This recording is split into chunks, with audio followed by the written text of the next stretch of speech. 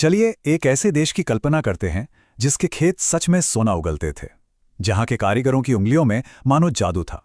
एक ऐसा मुल्क जिसे पूरी दुनिया सम्मान से भी देखती थी और हां, लालच से भी। इसे नाम दिया गया था सोने की चिड़िया का। और देखिए, ये कोई मुहावरा या कहावत नहीं थी, ये हकीकत थी। एक ऐसी जमीन जहां दौलत थी, हुनर था और संस्कृति की तो खैर बात ही क्या थी।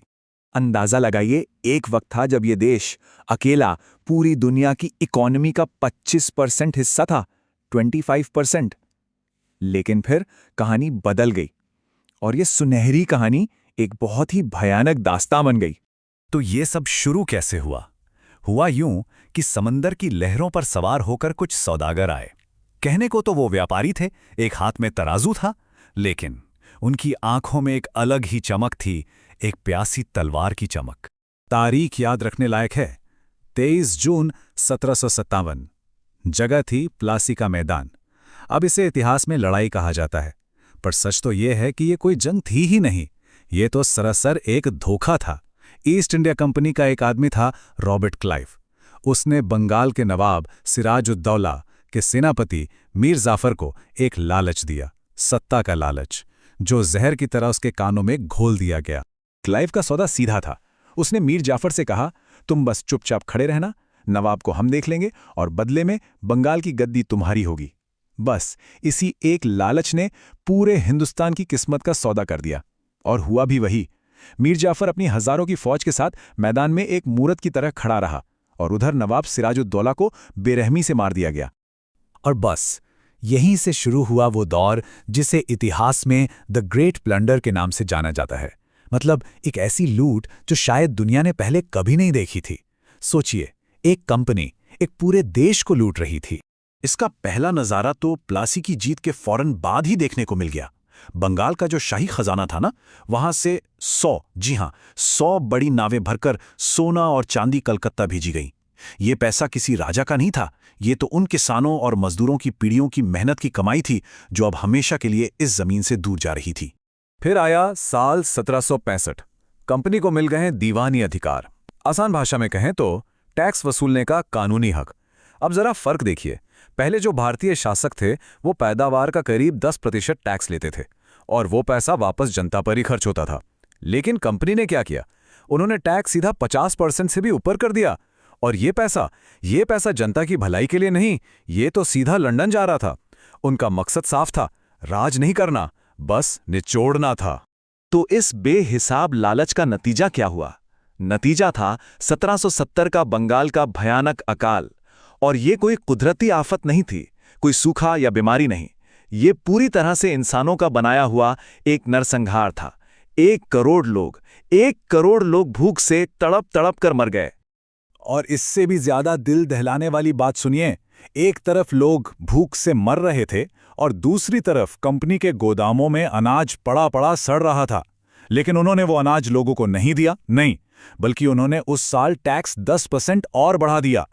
और बड़े फख्र से लंदन चिट्ठियां लिख रहे थे कि अरे वाह, इस साल तो हमारा मुनाफा पिछले साल से भी ज्यादा है। तो कंपनी ने सिर्फ जमीन और खजाना ही नहीं लूटा, नहीं, अब उनकी गिद्ध वाली नजर पड़ी भारत के उस हुनर पर, उस कारीगरी पर जिसके सामने ब्रिटेन की बड़ी बड़ी फैक्ट्रियां भी पानी भरती थीं। बात हो रही है ढाका की मलमल की। दुनिया भर में इसे बुनी हुई हवा कहते थे। और कहते क्यों ना, ये कपड़ा इतना बारीक, इतना महीन होता था कि सोचिए, 6 गज की पूरी साड़ी एक छोटी सी अंगूठी से आर पार हो जाती थी। उस दौर में पूरी दुनिया का जो टेक्सटाइल ट्रेड था ना, उसका 25% हिस्सा अकेले भारत के पास था। अब ये बात अंग्रेजों को कैसे बर्दाश्त होती, तो उन्होंने तय कर लिया कि इस पूरी इंडस्ट्री को ही खत्म कर देना है। तरीका देखिए उनका। पहला काम, भारत से जो कपड़ा ब्रिटेन जाता था उस पर लगा दिया 80% का जबरदस्त टैक्स।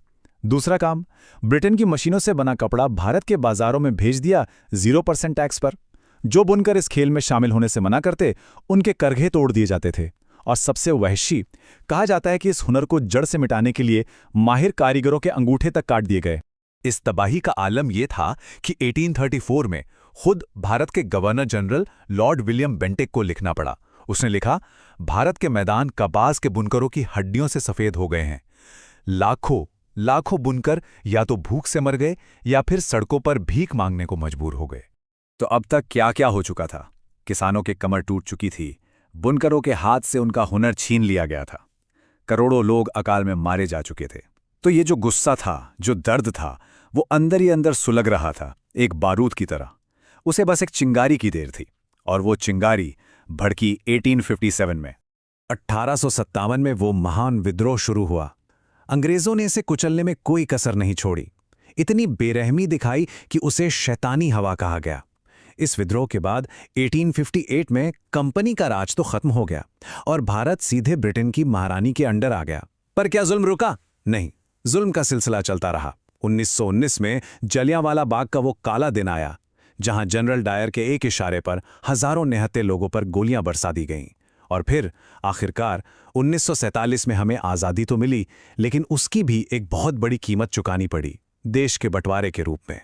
एक अनुमान है कि इन करीब 200 सालों में अंग्रेजों ने भारत से आज के हिसाब से करीब करीब 45 ट्रिलियन डॉलर की दौलत निकाली। ये रकम इतनी बड़ी है कि सोचना भी मुश्किल है। और ये सिर्फ पैसा नहीं था, ये हमारे देश का भविष्य था जो हमसे छीन लिया गया। तो वो सोने की चिड़िया जिसे पहले पिंजरे में कैद किया गया, उसके पर तोड़े गए और फिर आखिरकार उसे आज़ाद तो कर दिया गया। लेकिन एक सवाल आज भी हवा में तैर रहा है कि क्या इतिहास से मिले जख्म कभी सच में भर पाते हैं?